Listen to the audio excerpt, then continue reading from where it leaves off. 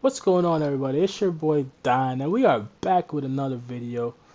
First off, I wanted to start off by saying, as always, thank you guys so much for the support on the George Floyd video. That means a lot to me. That's something I'm very passionate about, and I'm following that closely. So expect more videos on the Black Lives Matters movement, definitely.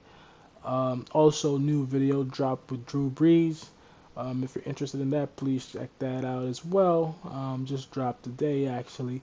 So I'm trying to keep the content going, like I said we would.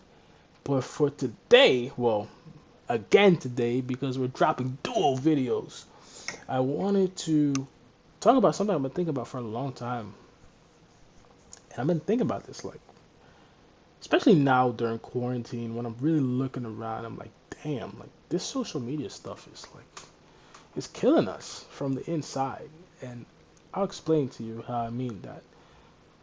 I think what social media was originally intended for, to connect people from different parts of the world, to have ways to communicate, has turned into something that I don't.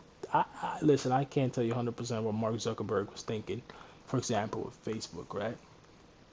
But what it has become now, it's crazy now what social media is. If you even if you took like 5 minutes, you know, and it's to me one of the biggest problems is that with social media now nobody can think for themselves anymore.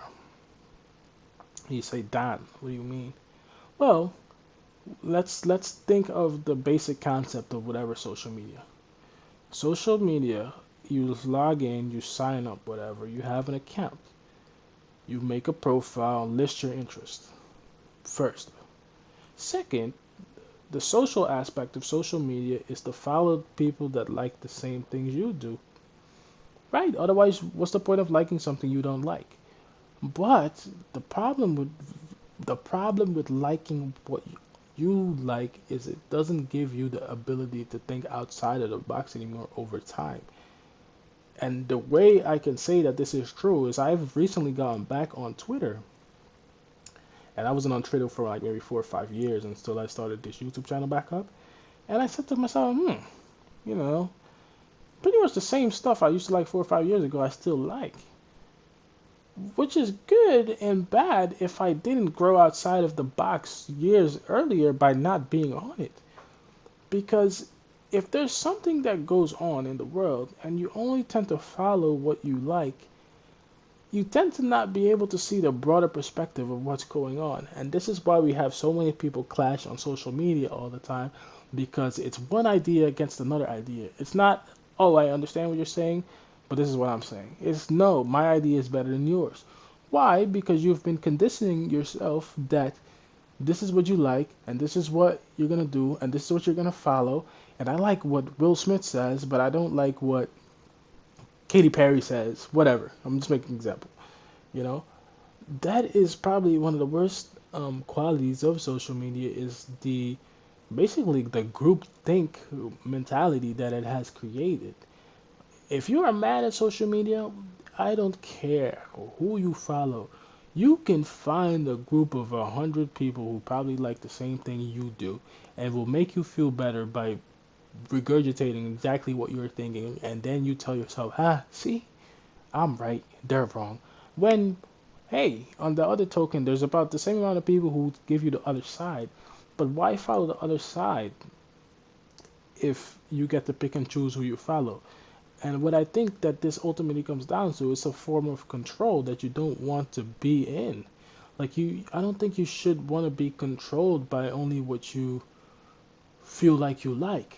It's hard to learn that way. And a lot of people might say, well, Don, what are you talking about? If I like it, I'm going to follow it.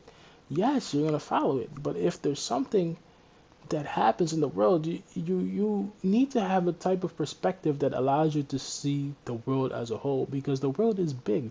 If you live in the United States and you live in New York, there might be different places as well, that have things happening to them around the world. And if you have a broad knowledge of that, you tend to be well versed on different topics, in life in general. But if you keep yourself stuck in the small bubble of whatever, state you live in, you tend to not really have a sense of what goes on outside of the world, which leads to so many of the clashes now that you have when it comes to, for example, Black Lives Matter. I'm giving an example because Black Lives Matter is what's going on right now. But I'm telling you, it's hard for people to understand what somebody else goes through if you keep conditioning yourself to only learn what you want to learn. If you only learned what you wanted to learn in school, imagine that. I didn't even think about that. Well, imagine if you only learned what you wanted to learn in school, where would you be? You would probably know everything about, let's say you like to hunt, about hunting.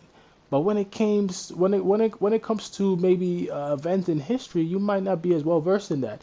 But the event in history would have allowed you to learn something from the past that you might not want to repeat now in the present that you're living. Do you understand? So that's what I'm trying to get at. Be well versed in your life and don't be so controlled by social media. This social media is just taking people over. People always talk about chips and stuff like that being put into your body. Oh, don't get the coronavirus vaccine, which is another video I'll probably make soon. Well, this is the chip. This is the chip. Social media, in my opinion, is the chip that are being implanted into your brain, so to speak, without even them doing anything. A lot of people talk about, oh, I'm not being controlled. Yes, you are. You're absolutely being controlled. These marketing companies know what you like, know what you're gonna click, know what you're gonna buy, know who you're gonna listen to, so they're gonna put their ads exactly where you need to see them. Oh, um, Odell Beckham, he has a new pair of wide receiver gloves. Oh, cool. Oh, there's an ad for them. Oh, let me click on it. 49.99. I'll buy it. It's Odell. They found you. They got you. That this is what I'm talking about with social media. I think the negative effect of it was always that it creates an environment where people only like what they like and never go outside of that. Because why would you want to hear something that you don't want to? But let me know in the comment section what you think about that. It was a random thought I had today, so I decided to make a video on that.